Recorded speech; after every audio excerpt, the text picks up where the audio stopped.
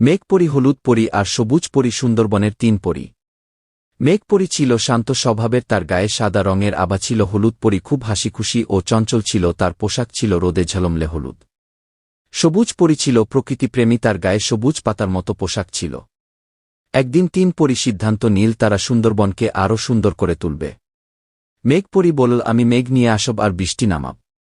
হলুদ পরি বলল, আমি সূর্যের আলো দিয়ে চারপাশ উজ্জ্বল করে দেব। সবুজ পরি বলল, আমি নতুন গাছ লাগাব আর প্রাণীদের জন্য নিরাপদ আশ্রয় তৈরি করব। ৩ পরি মিলে কাজে নেমে পড়ল। মেঘপরি আকাশে উড়ে গিয়ে বৃষ্টি ঝরে। হলুদ পরি রোদেল আলো দিয়ে বনের প্রতিটি কোণ উজ্জ্বল করল। সবুজ পরি নতুন গাছ লাগাল আর ফলের গাছগুলো সাজিয়ে রাখল। বনের প্রাণীরা খুশি হয়ে পরিদের ধন্যবাদ জানাল। বাঘ, হরিণ, বানর আর পাখিরা মিলে একটি উৎসবের আয়োজন করল। ৩ পরি বলল, প্রকৃতি আমাদের সবার বন্ধু, তাই একসঙ্গে কাজ করলে সব সম্ভব। ৩ পরি প্রতিজ্ঞা করল তারা সব সময় সুন্দরবনের যত্ন নেবে। প্রাণীরাও প্রতিজ্ঞা করল তারা পরিদের সাহায্য করবে। ৩ পরি বনের প্রাণীদের সঙ্গে বসে আলোচনা করল কিভাবে সুন্দরবনকে আরও রক্ষা করা যায়। বানর বলল, আমাদের গাছের সংখ্যা বাড়ানো দরকার, কারণ গাছ ছাড়া আমরা থাকতে পারি না।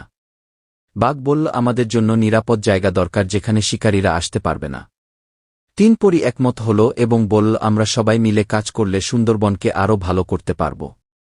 মেঘপরি বলল, আমি বনের শুকনো অংশগুলো আরও বেশি বৃষ্টি দিয়ে ভিজিয়ে দেব।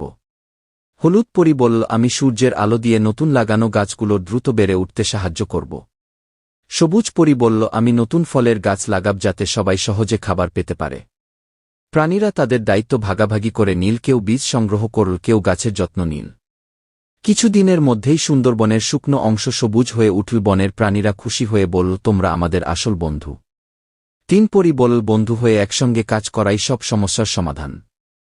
৩ পরি ও প্রাণীরা মিলে প্রতিজ্ঞা করল তারা প্রতি বছর নতুন গাছ লাগাবে। সুন্দরবন ধীরে ধীরে আরও সুন্দর ও প্রাণবন্ত হয়ে উঠল, আর পরীরা ও প্রাণীরা একসঙ্গে সেখানে সুখে বাস করতে লাগল।